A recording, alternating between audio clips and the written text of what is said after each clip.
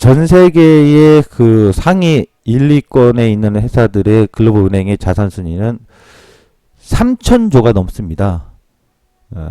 그리고 뭐 10위권에 있는 회사들도 그렇고요. 1,000조가 넘습니다.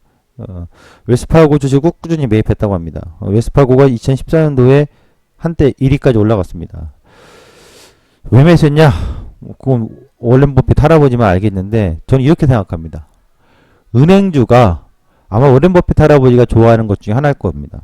사라지지 않는 기업, 망할 수 없는 기업. 그러니까 경영의 환경이나 글로벌 어떤 변화에 있어서의 은행업의 어떤 변화는 분명히 도전을 하고 있습니다만, 도전에 직면하고 있습니다만, 살아남은 은행이잖아요. 결국 서프라임 사태 이후, 우리나라는 IMF 이후, 은행주들은 사실상 살아남은 은행들이라고요. 그럼 지금 살아남은 은행들은 탄탄한 겁니다. 우리나라에서 저는 그래서 은행주들을 배당만 노리고 하겠다. 나는 시세 차익은 아직 모르겠고 하여튼 싸게 사놓고서 그냥 배당 받으면서 은행주를 하여튼 장기 보유하겠다.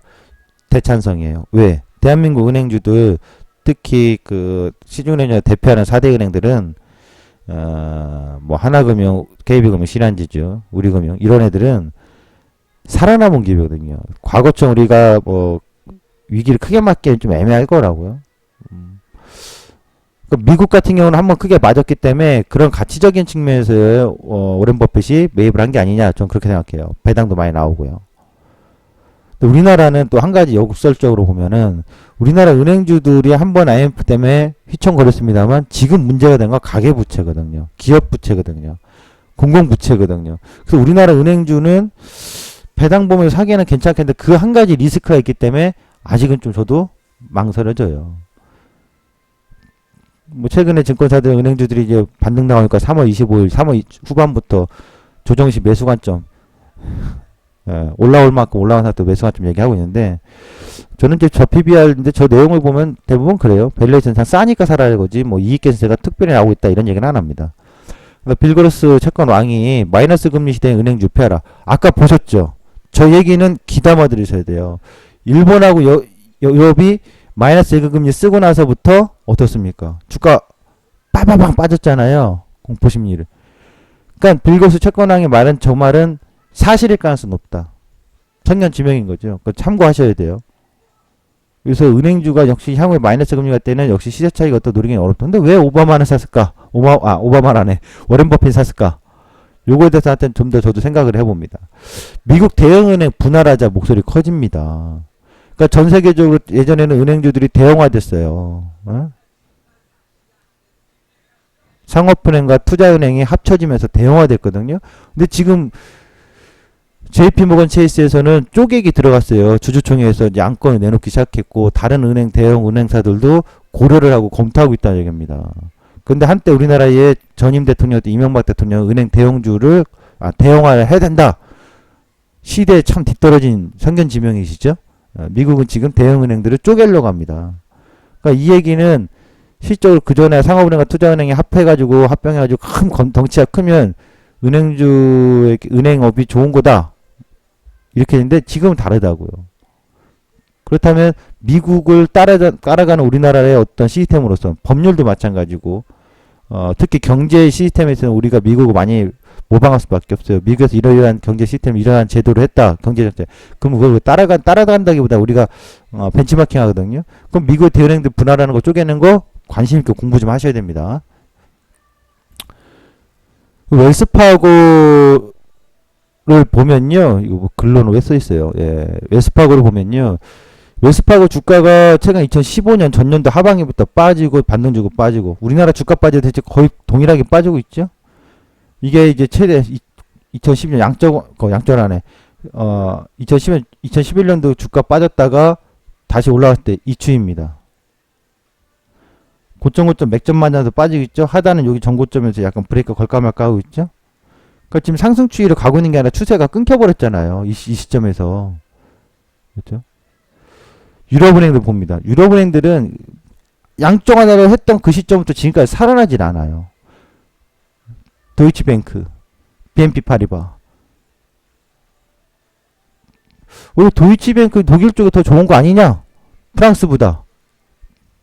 BNP 파리바 프랑스인데. 오히려 프랑스 BNP 파리가 더 낫고요. 독일이 오히려 더 안 좋아요. 그러니까 뭔가 지금 유럽 쪽에서 이 은행주들의 심각한 부진은 실질적으로 경기를 그대로 보여주는 거예요. 왜냐하면 은행업은 경기 민감주 중에 하나예요. 내수 경기가 좋다. 막 살아난다. 돈의 흐름이 좋아진다. 뭐 대출도 많이 하고 뭐 이자도 많이 내고 이런 흐름에 대변하거든요. 근데 유럽의 은행들은 좋지 않다는 얘기는 지금 이렇게 계속 몇 년간 7, 8년간 넘게 양적 완화를 하고 돈을 쏘는데도 불구하고 살아나고 있지 않다라는 것은 분명 의심을 하게 하는 거죠. 현재의 중앙은행들의 정책에 색안경 끼고 한번 볼만한 시점이라는 거죠. 8년간 나 믿어줘. 내가 당신을 살려줄게. 아니면 엄마 나 믿어줘. 고시 공부도 8년 하면 힘들어요. 김병현 효자 없다고 합니다. 아무리 약을 썼는데도 불구하고 안 살아나면 그 다음에는 간병인이 떠납니다. 또는 가족 간에서도 김병현은 효자 없다는 얘기 있잖아요. 힘들어요. 그러니까 그런 상황에 놓여져 있는 게 아니냐. 유럽 은행들. 좀 한번 우리가 곰곰이 생각해 봐야 돼요. 그래서 저는 우리나라 은행들이 뭐 먹고 사냐. 수수료 떼먹고 살고 있어요. 순기능에서 이 순이자 마진이 아니라 고객들의 수수료, 이체 수수료나 이런 수수료 따먹게 하고 있기 때문에 크게 부각할 수 없다 이거예요. KB금융 보시면요. 은행주 중에서 상승폭이 제일 작은 상황입니다. 저점 터닝 포인트 후발 성격. 왜냐? 1월 20일 날 다 터닝했거든. 한번 은행주 직접 보세요. 1월 20일 날에 터닝한 것들이 많고 전저점 안 깨고서 눌렀다 올라가거든요. 그런데 KB금융 1월 20일 날 저점 깼다가 다시 올라가요. 약하다는 얘기예요. 그리고 현대증권 인수효과? 제가 봤을 땐 글쎄예요. 아까 얘기했지만 전 세계 특히 글로벌 미국 은행들은 상업은행과 투자은행을 쪼개기 하려고 하는데 KB금융 오히려 증권과 은행과 증권 인수해서 투자은행으로 확대한다. 합병해서 시너지 효과 있을까요? 전 세계 대표하는 글로벌 업체들이 쪼개기하고서 뭔가 불안한 쪼개기하고 살아남으려 다른 변화를 주는데 그런 도전에 직면했는데 우리는 거꾸로 과거로 회귀하고 있는 거 아닙니까? 그들이 그 10년 전에 했던 그 행위들을 15년 전에 했던 행위들을 그 저는 KB금융을 왜 했는지 이해가 좀 안 되고 투자자나 주주 입장이라면 저는 KB금융에 긍정적인 점수 줄 수 없어요. 증권주는 미래에셋이 탑입니다. 미래에셋 그러니까 증권주면 미래에셋은 투자 IB 쪽으로 확고하게 가고 있는 거거든요. 그러니까 이게 한 가지 생각을 해보면 IB 쪽으로 가면 IB가 안 좋을 때는 얘만 안 좋게 해서 다 안 좋지? 안 그래요? 좋을 때는 탑이겠죠. 돈이 막 증시가 뭐저저 해서 돈을 끌어모아 막 돈이 몰려 증시에. 그러면 막 이쪽으로 세계 최강의 IB 아니면 국내에서 최고의 IB를 갖고 있는 회사 쪽으로 돈이 몰리지 어설프게 중소형 회사나 조그만 회사에 모이겠어요? 일단 탑으로 가는 거지. 근데 IB하고 상업은행 같이 있는데 은행 쪽이 안 좋아. 근데 IB는 실적이 좋아. 뭐예요? 상충돼가지고 상쇄돼 버리겠죠. 둘이 같이 좋아질 가능성이면 땡큐겠지만 과연 우리나라 국내 상황이 그럴까요? 이걸 한번 짚어본다면 KB금융 저는 긍정적 점수 줄 수 없어요. 하나금융 주주 보시다시피 하나금융 1월 20일 저점 찍고 나서 올라가고 눌렀지만 안 깨고 지금도 계속 뒤끝이 강하죠? 뒤끝이 좀 더 강한 모습으로 나타나는 거죠. 단기 예상값은 25,000원. 거의 뭐 어제 다 왔다고 봐야 되겠죠. 24,500원, 24,850원. 좀 한 번 더 간다면 26,200원 정도 근처까지 한마디 상승은 좀 더 있다. 하지만 거기를 돌파를 랠리보다는 일단 힘겨루기 할 자리다. 이렇게 이렇게 보시면. 그래서 하나금융이 아까 PBR이 제일 낮았잖아요. 그 상황에서 상승 마디가 강하게 났다. 외국인들은 그냥 팔고 있어요. 오히려. 기관들이 끌어올린 거죠. 그러니까 저 PBR에서의 기관들이 끌어올린 모멘텀이다. 이렇게 보시면 되고 그걸 랠리보다는 기술적 반등 영역으로 보시는 게 좋겠다. 제가 봤을 때는 이렇게 보입니다.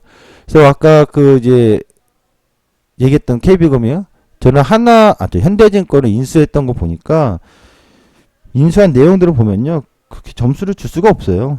그래서 그 점에 있어서 저는 KB금융이 오히려 나쁘다라기보다는 좀 더 꼼꼼히 보수적인 관점 생각을 해봐야 되지 않을까? 이렇게 생각을 해보게 됩니다.